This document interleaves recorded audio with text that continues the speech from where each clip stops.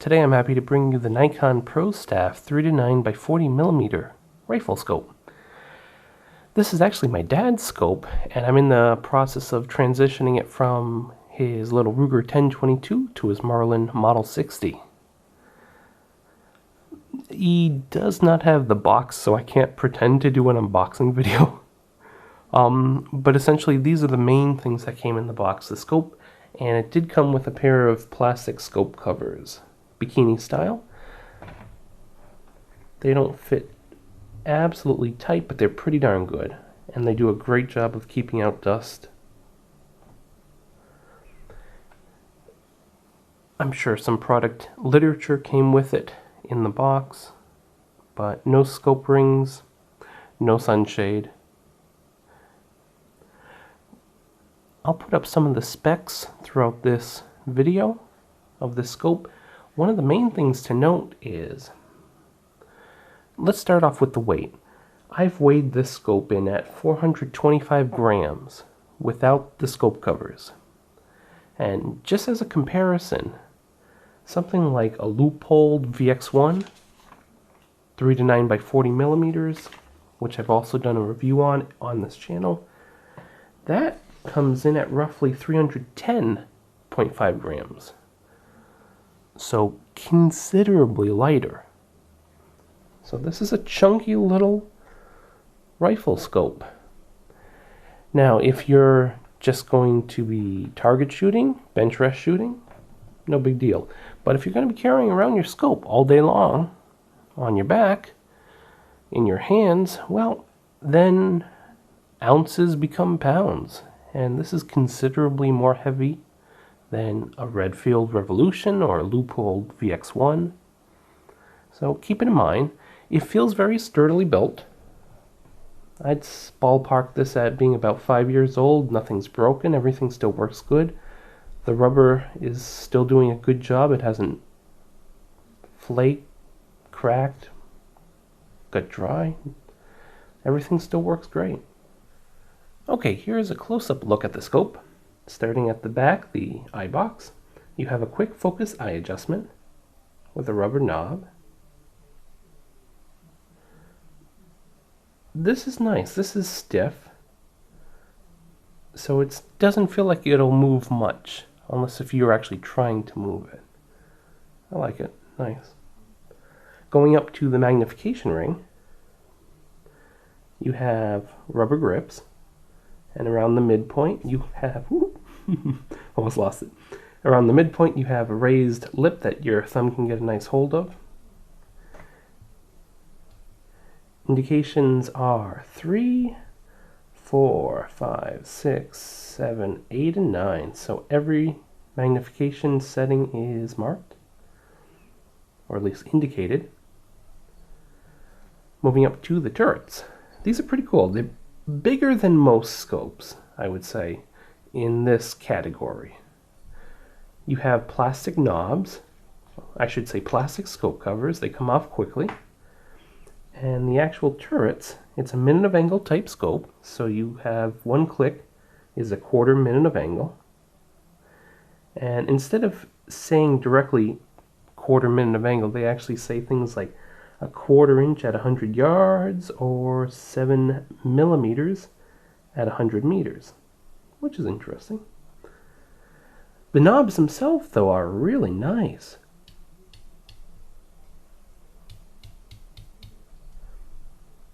They indicate from 0 all the way around to 12 minutes of angle per revolution.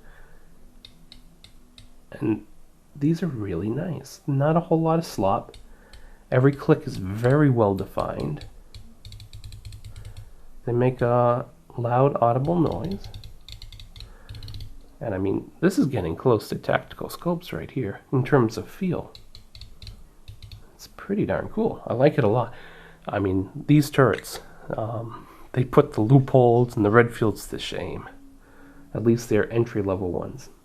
And then the windage knob, you got this cool little Nikon Prostaff logo in gold-ish color. And same sort of deal. 1/4 minute of angle.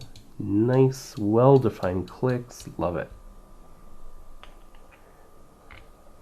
The plastic covers screw down against what seems like a little bit of rubber to help keep water out. Scope tube is nice and smooth, matte black. Going near the objective, you have Prostaff here. The outside appears to be threaded, so perhaps you can add an optional sunshade that you purchase. Let's see the optics. You have nice anti-reflective coatings on this. You get a little bit of light reflected back, but it's not terrible. Perfectly acceptable. It's ever so slightly more reflected light off the objective than, say, a Leupold VX-1. And same thing down back here at the eyepiece.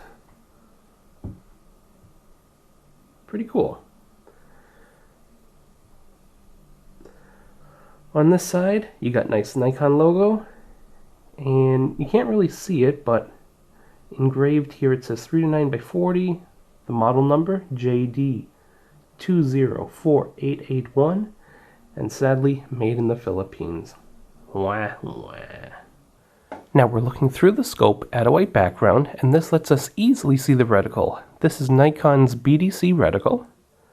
Scope is set at 3x magnification, and the reticle doesn't change throughout the whole magnification range. So this is the sight picture you're going to see. Nikon's BDC is pretty cool. The bottom, left, and right have outer thick posts, and then they come together as a crosshair. The top post is thin all the way through to help see the image, the object, and its surroundings. And below the crosshairs, you have a few circles to help with different aiming points that correspond to different yardages. Another thing worth noting is eye relief is not quite as large as some other scopes, let's say Leupolds, for example. And so your eye is closer to the actual scope itself. And even though the image size might be comparable to a Leupold because you're closer to the actual scope, it gives you the impression that you're looking through the scope and there's more of the tube surrounding it. Whereas the Leupold, you're farther back, the image might be about the same size, but it looks like the image goes out farther towards the edges of the scope. It no longer looks like you're looking through a tube, it looks like you're just looking through an actual piece of glass. But this is cool, it's a nice reticle, I like it. What I'm going to do now is pull the camera back so you can see the reflected light within the tube. So that bright dot, that's the actual image that your eye sees. Let's see, okay. There you go. And so all of this bright light is light within the tube that's getting reflected back and forth, and it eventually makes its way out to the eyepiece where your eye is. We're looking through the rear of the scope at the reticle. If I just position it like this, you can't really see the reticle because it's black, but if I put my hand up close, you can see the reticle again. It's getting this nice golden color. And that's because the light hitting my hand is reflecting off my hand and illuminating the reticle. Take my hand away, you can't really see it. Put it back up. There it is. Just something to keep in mind. This reticle gets a nice golden color. If any stray light is coming in through the rear of the tube, or if it's hitting your face and bouncing into the tube. To get rid of that, you really want an etched reticle. And sadly, to get up to the etched reticles, you usually are spending a lot more money. So, just something to keep in mind. The yellow sign on the fence is about 100 meters away, and the greenhouse behind it is about 140 meters away. The scope is currently set at 3x, and I'm going to adjust it all the way up to 9x.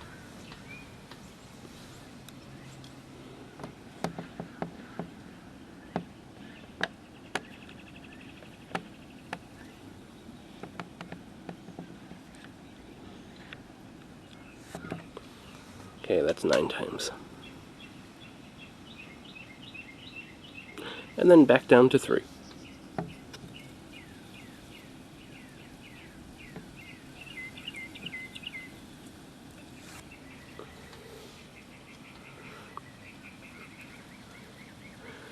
Going up in increments,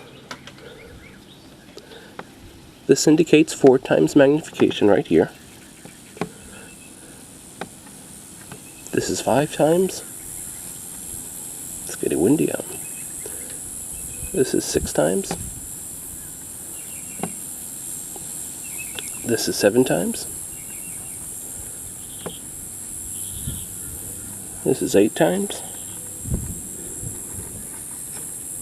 And all the way to 9 times.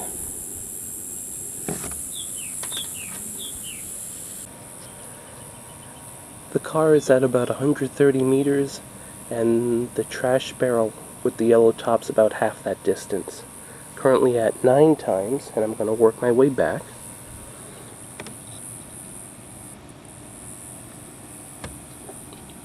There's 7 times.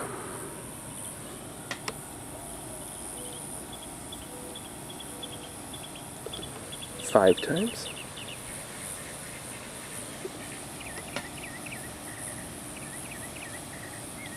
And 3 times.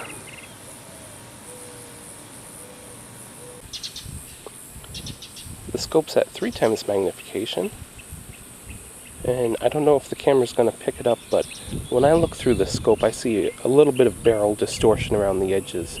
It's not a perfectly flat image. We're going to start looking down the street.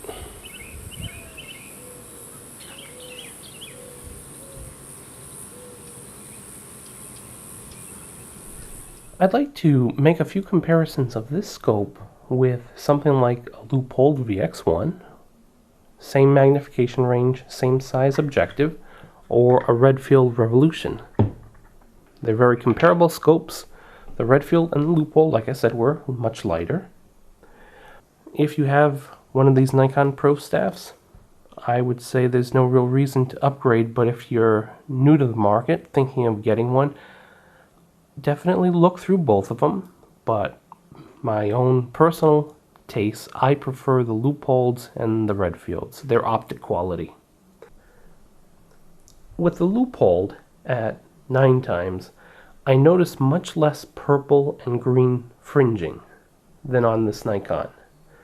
When you look through it at 9 times, if your eye is not perfectly in line, you get a fair amount of color fringing. And when you get that color fringing, you also get a little bit of blurring, which I don't notice anywhere near as much on the Leupolds or the Redfields. And also the Leupolds and the Redfields, they're a little bit sharper to my eyes. Eye placement is not as critical on the Leupold or the Redfield. The one thing you do get with this Nikon that you don't get with the Leupold is their BDC reticle. And if that's very important to you, then sure, that's a plus for the Nikon. But the Redfield Revolution also has what they call an AccuRange reticle, very similar to Nikon's BDC, at least similar in concept, where you have different hold points for different distances. So if you're very into that type of reticle, maybe you should consider those two, the Nikon and the Redfield Revolution. Leupold does have one of those BDC type reticles, but now you're going to be about $200, $220. Optically though, the Leupolds and the Redfields have a tiny bit better anti-reflective coatings. I tend to see a little bit more reflected light coming off the Nikon on both the eyepiece and the front objective. A little bit more reflective light.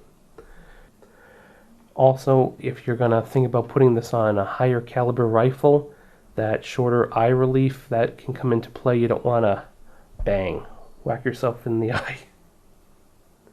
At low magnifications, the Nikon has a little bit more barrel distortion. The image is not quite as flat. And as I look through the rear, and I look at the stray light coming off the tube, bouncing around inside, I notice the Nikon has a little bit more stray light. The image is perhaps a tiny bit more washed out, but they're both pretty darn good images. Price-wise, on BH Photo Video, I can get the Leupold for about $169. That's shipped, and it included a free eye protection. So $169. I looked around, and this Nikon Prostaff is same price, about $170, $169. I couldn't really find any places selling it for considerably less.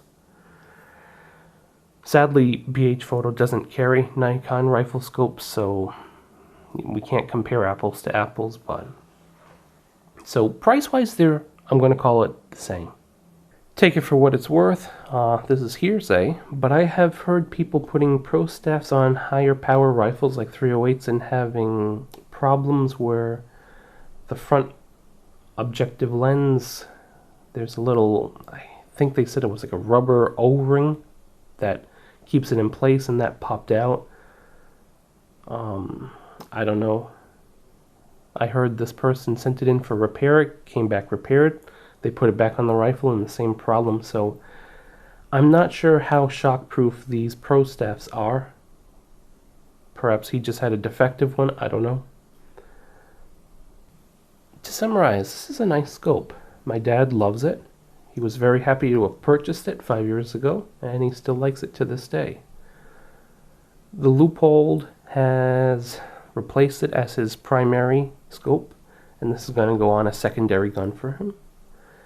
But it's very close. It's not like there's night and day difference. I have a preference for one, but the Nikon did a good job. You know, Nikon makes some beautiful camera lenses. They know optics, and although this is one of their most budget choices, it's still pretty darn good. It's a Nikon. Quality piece, a little bit heavy, different optics than a Leupold or a Redfield, but at the end of the day, I think this will serve a lot of people very nicely. Definitely take a look through all the scopes you can in this price range and see what you like best. I hope this little show and tell was helpful. If you still have any questions, please feel free to leave them in the comments, and I'll do my best to get back to you and help. Have a wonderful day, guys. Bye.